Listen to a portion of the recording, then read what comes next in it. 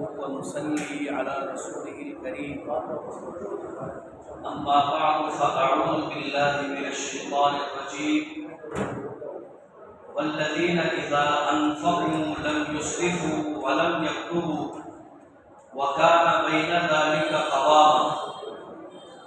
ہر قسم کی حمد و ثنا اللہ رب العالمین کے لیے اور درود و سلام ہو امام الاولین والآخرین خاتم النبیین جناب محمد رسول اللہ صلی اللہ علیہ وسلم کی ذات اقدس پر.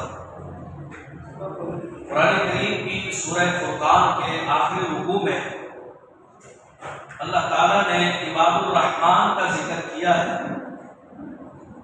عباد الرحمن وہ ہے جنہیں یہ سعادت اللہ نے دی ہے کہ اللہ فرماتا ہے یہ میرے بندے ہیں، میرے خاص بندے ہیں.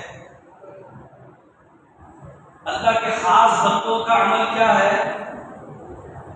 والذین اذا انفقوا لم یسرفوا ولم یقتروا، کہ جب وہ خرچ کرتے ہیں تو اس خرچ کرنے میں اسراف نہیں کرتے اور نہ ہی کسی قسم کی کوئی بخیلی یا کنجوسی کرتے ہیں.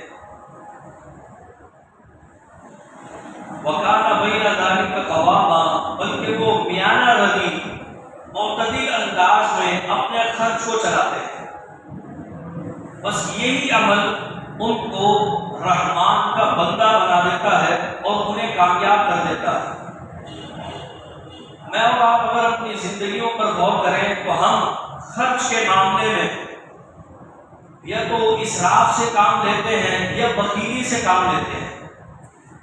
اسراف یہ ہے کہ کسی جگہ پر جتنا خرچ کرنا چاہیے تھا آپ وہاں اس سے زیادہ خرچ کر رہے ہیں. جس طرح آج کل عید کی تیاریوں میں لوگ مصروف ہیں تو اس میں اسراف یہ کر رہے ہیں کہ انہیں برانڈڈ چیز چاہیے اور برانڈ کے پیسے ہوتے ہیں. ایک چیز آپ کو 100 روپے کی مل سکتی ہے لیکن اس کو 1000 روپے خرچ کر کے لینا یہ اسراف ہے. شادی بیاہ کے موقع پر ہمیں اسراف نظر آتا ہے، حتیٰ کہ اسراف تو یہاں تک بھی ہے کیونکہ مہنگائی کا دور ہے، ہر شخص پریشان ہے لیکن اپنی پریشانی کو کوئی سمجھ نہیں رہا. لوگ بجلی کے مہنگے مہنگے بلوں سے پریشان ہیں لیکن بجلی کی بچت نہیں کر رہے. بجلی بلب جلا ہوا ہے تو دن میں بھی چل رہا ہے، رات کو بھی چل رہا ہے، کوئی بند کرنے والا نہیں ہے. مساجد اور مدارس میں بھی یہی سلسلہ ہے. لوگ آتے ہیں، لائٹیں بھی جلاتے ہیں، دو پنکھے چلا کر نماز پڑھتے ہیں. یہ اسراف ہے، آپ نے بچانا ہے. ایسے ہی پانی کے معاملے میں بھی اسراف نظر آتا ہے، جبکہ ہم سب جانتے ہیں کہ ہمارے علاقے میں، ہمارے شہر میں، ہمارے ملک میں پانی کی قلت ہے. اس کو بڑے احتیاط سے استعمال کرنا چاہیے لیکن ہم اس میں بھی بے جا اسراف کرتے ہیں. یا پھر آپ کو لوگ نظر آئیں گے انتہائی کنجوسی کرتے ہوئے. جہاں بلب جلانا ہے وہاں بھی بند رکھیں، جہاں خرچ کرنا ہے وہاں پر خرچ ہی نہیں کریں. یہ بخیلی ہے. مومن نہ تو اسراف کرنے والا ہوتا ہے اور نہ بخیل ہوتا ہے. بخیلی اور ایمان ایک جگہ اکٹھے نہیں ہوتا. یا تو مومن ہوگا بندہ یا بخیل ہوگا. بخیل ہوگا تو مومن نہیں ہوگا، مومن ہوگا تو بخیل نہیں ہوگا. بلکہ مہنگائی کے اس دور میں اللہ ہمیں یہ اصول دے رہا ہے کہ اپنی آمدنی کو دیکھ کر اس کے مطابق خرچ کرو تاکہ کسی سے قرض لینے کی نوبت نہ آ جائے، کسی سے خواہ مخواہ مانگنے کی نوبت نہ آ جائے. یہ اللہ تعالیٰ نے اصول دیا ہے اپنے خاص بندوں کو کہ میرے خاص بندے جب خرچ کرتے ہیں تو بڑے اقتدار کے ساتھ خرچ کرتے ہیں، نہ اسراف کرتے ہیں نہ بخیل بنتے ہیں. ہمارے نبی علیہ السلام نے تو ہمیں دعا سکھائی ہے. ہر نماز کے بعد ہمیں یہ دعا سکھائی ہے، اللہم اعوذ بک من الجبن، آگے فرمایا واعوذ بک من البخل، اے اللہ بخیلی سے بچا.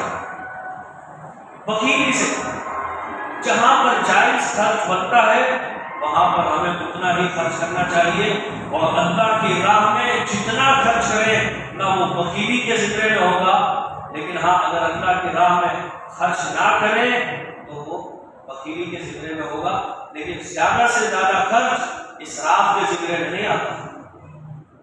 یہ صرف اللہ کی راہ میں خرچ کرنے والوں کا اعزاز ہے کہ وہ جتنا بھی خرچ کر لیں انہیں اسراف کا گناہ نہیں ملے گا۔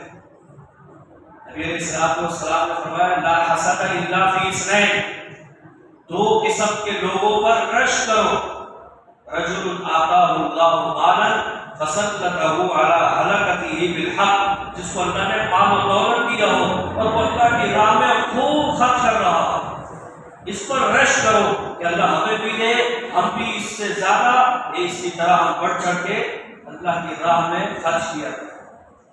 وَرَجُلٌ آتَاهُ اللَّهُ الْعِلْمَ، اور دوسرا وہ ہے جس کو اللہ نے علم دیا ہو، وہ علم کی بات پہنچا رہا ہو، علم کے ذریعے فیصلے کر رہا ہو صحیح، اس پر رشک کرو، وہ اللہ کی راہ میں خرچ کرے اور خوب خرچ کرے۔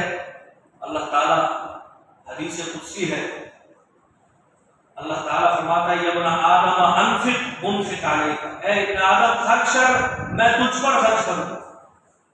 انسان اپنی حیثیت کے مطابق خرچ کرتا ہے، لیکن اللہ تعالیٰ اس پر اپنی شان کے مطابق خرچ کرے گا۔ تو اللہ ہمیں اس عظیم اصول کو اپنانے کی توفیق دے تاکہ ہم دنیا میں آخرت میں کامیاب ہو جائیں اور اللہ کے عباد الرحمان میں شامل ہو جائیں۔ وآخر دعوانا ان الحمد للہ رب العالمین۔